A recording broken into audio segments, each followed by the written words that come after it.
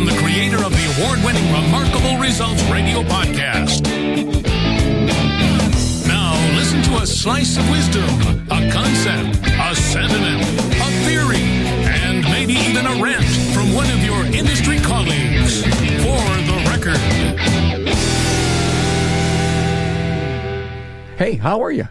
Carm Capriato here, and in just a minute, Dwayne Myers brings his extreme passion to you about the lack of a technician shortage at his group of shops and exactly how he does it.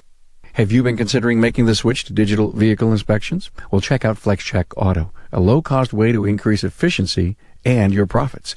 Here's what a satisfied subscriber had to say. The biggest benefit to my shop has been increasing my average repair order and average billable hour per RO. We're billing out almost an hour more per repair order and boasting more than a $100 increase in ARO since implementing FlexCheck Auto. Hey, try it for free for 30 days. Become an early adopter. Go to flexcheckauto.com to learn more. Hey, I'm attending many industry events this year, and please be sure to stop by and say hi. I'm always at the ready to hear from you and find out what's on your mind. Find Dwayne Myers' talking points and links to his previous episodes on the show notes page for this episode at remarkableresults.biz/F036.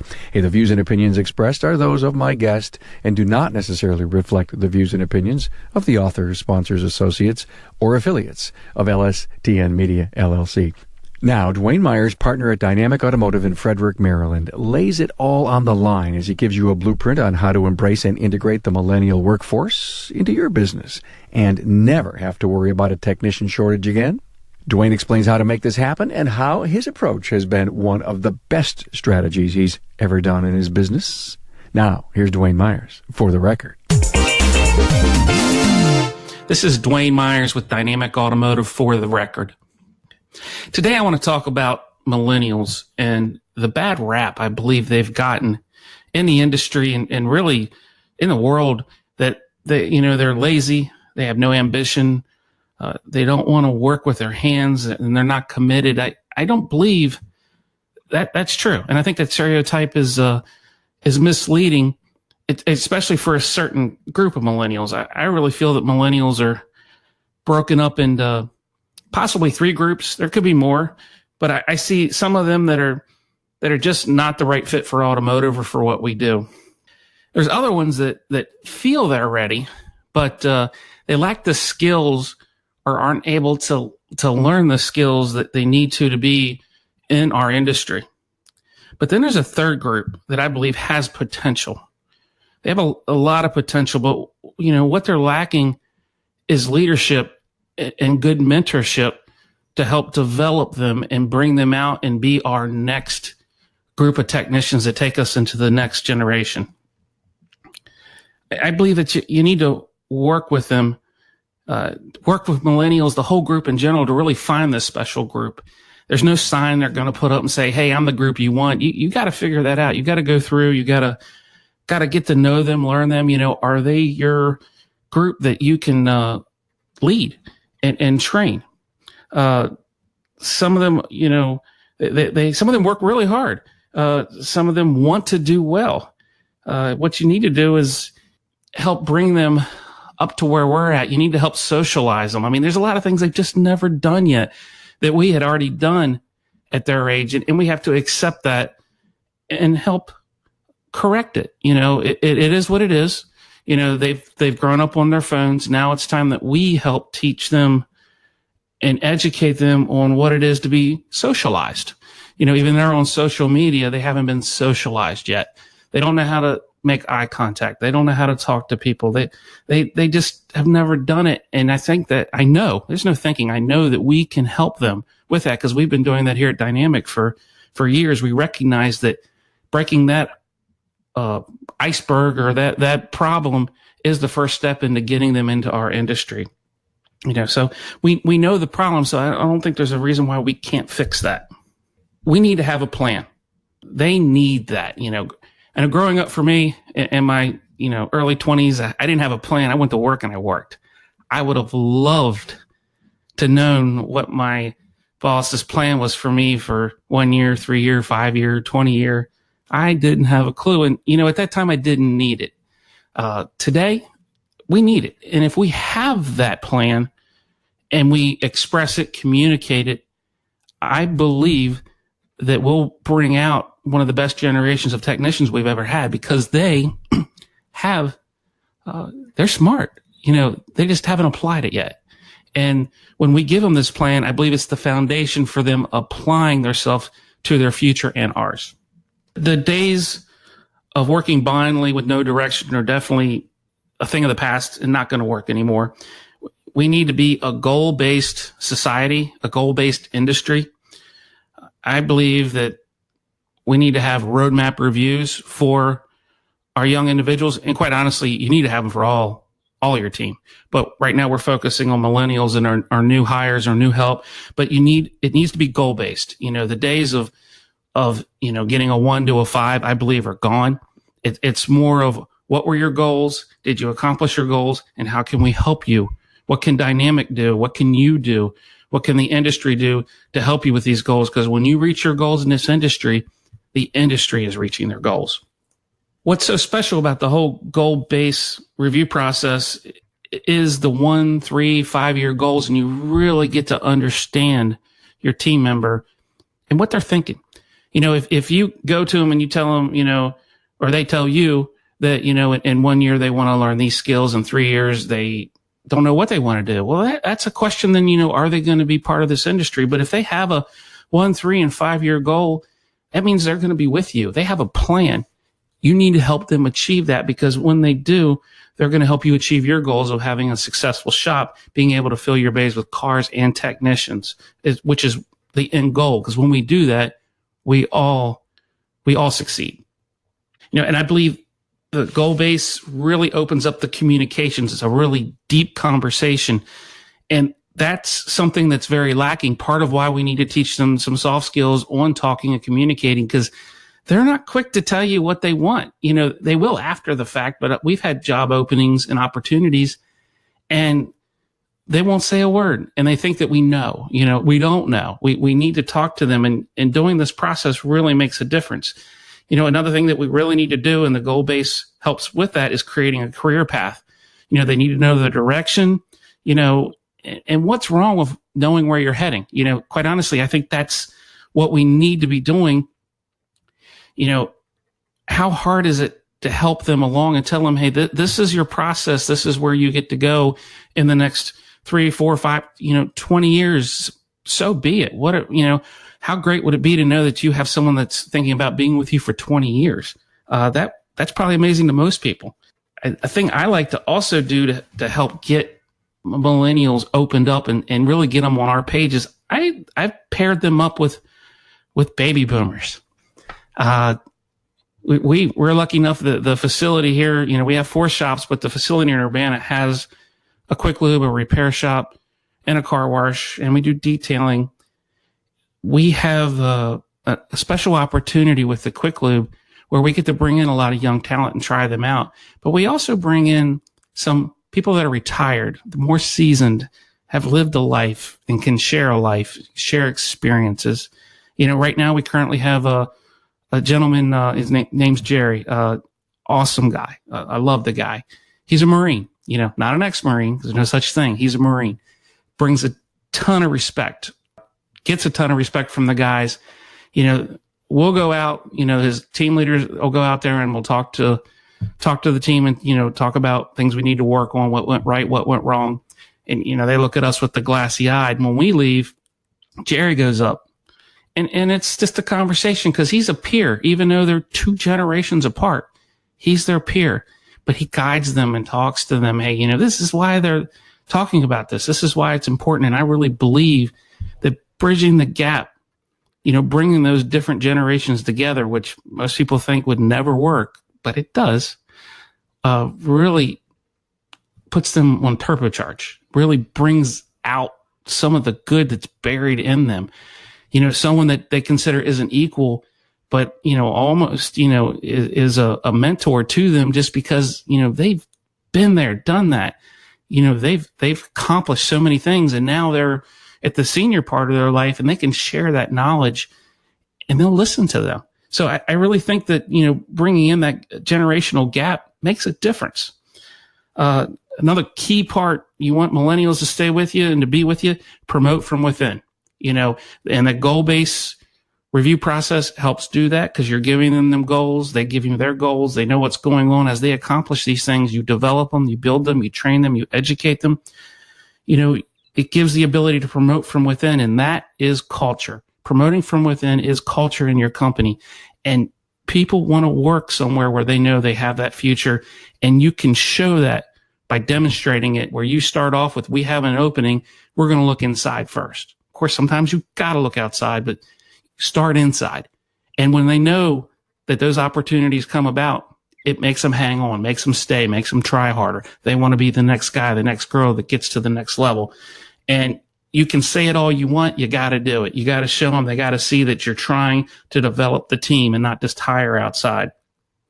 And this is how, everyone says, grow your own tech, grow your own tech. Well, how do you grow your own tech? You grow your own tech from inside. So by promoting from inside, you're starting that process. And just because you're growing your own tech doesn't mean that's where they stop. A tech is not the end. That is just the beginning of a world of opportunities in our industry. And that's another thing they need to realize is they don't always have to be a technician.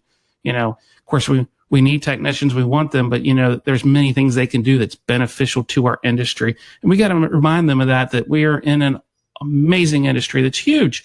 So many opportunities. And don't forget that the door doesn't close just because you became the best technician in the world. It's just another step. And by promoting from within, you're strengthening your own culture because they know you, they know your team, they know your business, and they already know what you believe in. So all they're going to do is take that and make it better. When you reach out of your culture and bring people in, one thing you have to be mindful of is hiring the right person to protect your culture and develop it, because you can dilute it if you're not careful. So a benefit of drawing from internal talent, when you start with the young and you develop them, they already are drinking the Kool-Aid. They know what you want. So you're not diluting it. You're strengthening it. And that is just so key. I warn people as they grow, and especially if they grow too fast, because we made this mistake ourselves, is if you hire a lot of people at one time, you can wreck your culture, and it takes years to fix it. Be careful, because our culture is an extension of who we are and our reputation. So by doing this from within, you're safeguarding it and you're adding to it in a positive way, which is so important. Apprenticeship programs where you mentor and schooling is another key way of involving the millennials and getting them on the right track. That's all part of making the career path. It's a nice laid out plan for them that could be, 3 to 5 years long. And people say, well, 3 to 5 years. Well, they could be gone in 3 to 5 years. I said, quite honestly, how many of you believe that your millennials will be here in 3 to 5 years? I believe it. I believe it wholeheartedly that mine will be here for even longer. Especially the special ones that are doing really well, that we've helped with the plan. We've given them the opportunity. They know where they're heading, so they're less likely just to leave for a quarter or for $1 because of the culture, because of the learning, because of what we're doing with them. They have a future, and that means a lot to people. And by working with the apprenticeship program, it's really a tool, not just for them, but for us. It elevates them to the level we need so they're productive and useful, but it locks them in with us. And, we have multiple apprenticeship programs for youth and for registered, which I'm willing to share with anybody. Everyone knows that, I'm a big fan of apprenticeship. I'm willing to share what we do with people because it does work. I tell people we haven't been looking for young talent in 3 to 4 years, which for 10 years we looked all the time and couldn't find any. And our apprenticeship program really locked that in. And another thing I want to tell you is, with the apprentices, you have to challenge them. They're not just doing oil changes. They're not just changing tires. I believe it was Matt had an episode where he talked a little bit about that, and he is right. You have to challenge them. Of course, yes, they need to learn those skills, and that stuff needs to be done. But even here in the Quick Lube, before they even get to the repair shop, they're learning how to do proper inspections. They're learning how to do fluid exchanges, brakes, belts. We're getting them started with the foundational parts, but then they're working in the shop too. Some of our apprentices are spending 2 days in the shop, 2 days in the quick lube. And that rotation of talent and knowledge has really raised our ARO. It has raised our tenure with our people, and it's raised the attitude has gotten better because they're working together, which is great. That's what we need, a team that works together. And with our apprenticeship programs, of course, we send them to college. They also have a mentor, so they have the best of both worlds. They have someone that has real world experience, and they have someone that has factual knowledge to give them a good basis to grow and start off with. So we're creating a solid basis to build a career and a future one, which is very important. And because of that, like I said, we filled our talent pool, and we've done it with that, and being an active member of the community. These different programs and things you do with the community gets parents to put their students in the programs. It gets the students wanting to be a part of it, and they're realizing that the automotive industry isn't a bad thing. And actually, it's a great thing with a lot of great opportunities. And as Carm has said multiple times, and I'm a big believer in it, I know many of my friends are believers in it, is you got to be involved in the industry. You got to join your career and technology advisory board. I'm on the advisory board for the high school. We use 2 colleges for our apprenticeship program. On those advisory boards, you've got to be involved. And I'm involved because I want it to be the best program possible. And if I can do that, I know the students and the apprentices that we get out of it are the best possible. And I challenge all of you to be a part of it. Don't wait for someone else to do your job. Do it. Go there. What's a couple hours of your time? Because it really could be a couple years of your future. Be part of the solution, not sit back and wait for someone else to do it.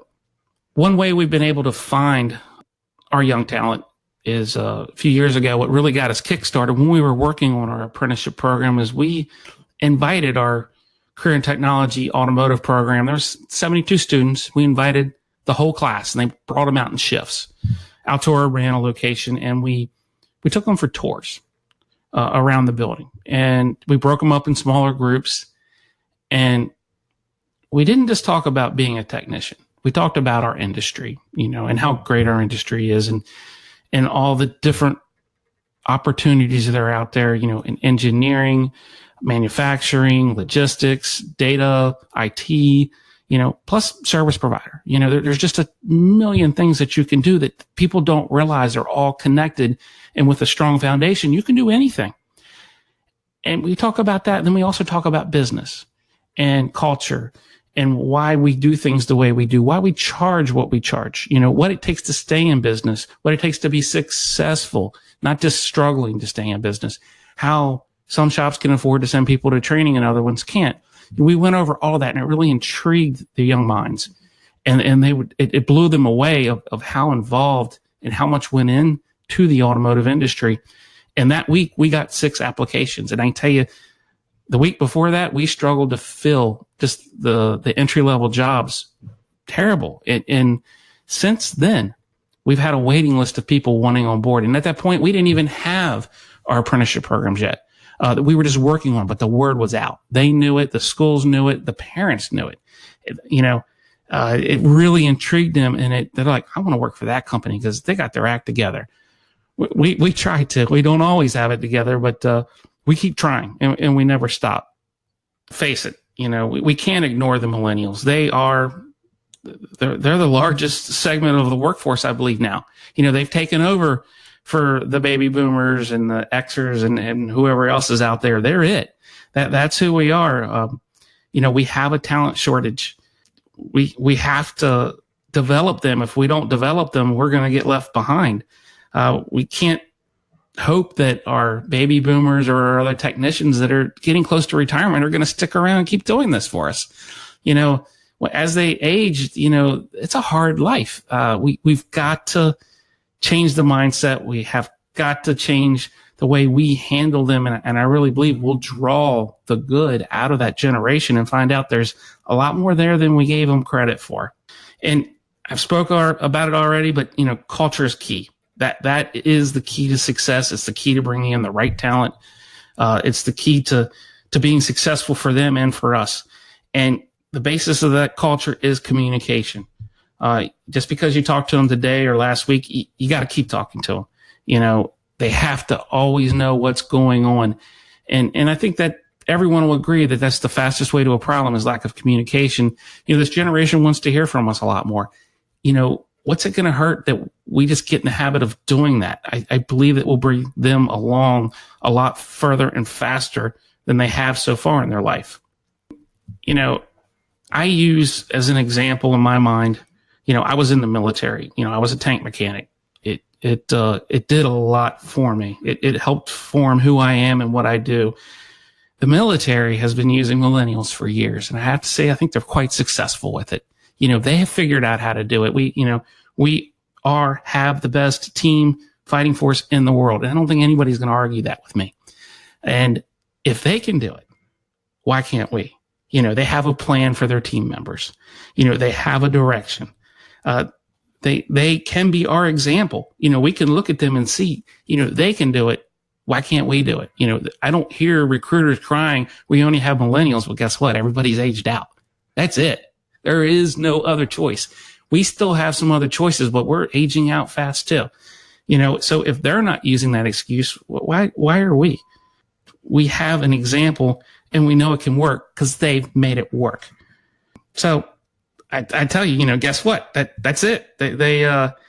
We have to develop them. You know, why are we waiting? Why aren't we going ahead and moving forward with this?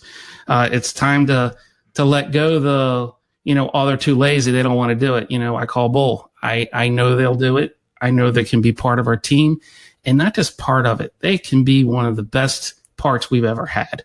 You know, they have a unique perception and knowledge that far exceeds, I think, any generation we've ever had, because they're definitely the most educated, you know, and with the way cars are changing today, I do believe we need that knowledge.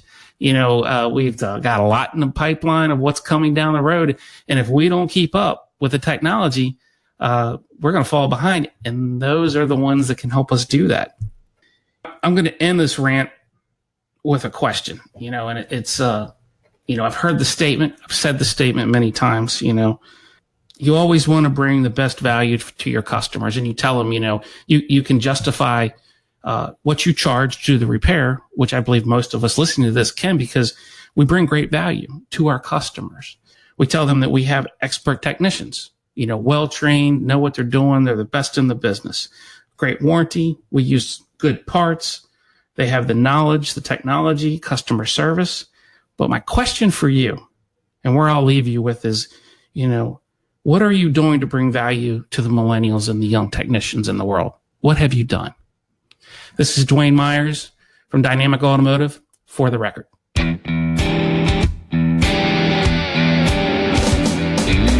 Thanks for listening to For the Record from Remarkable Results Radio.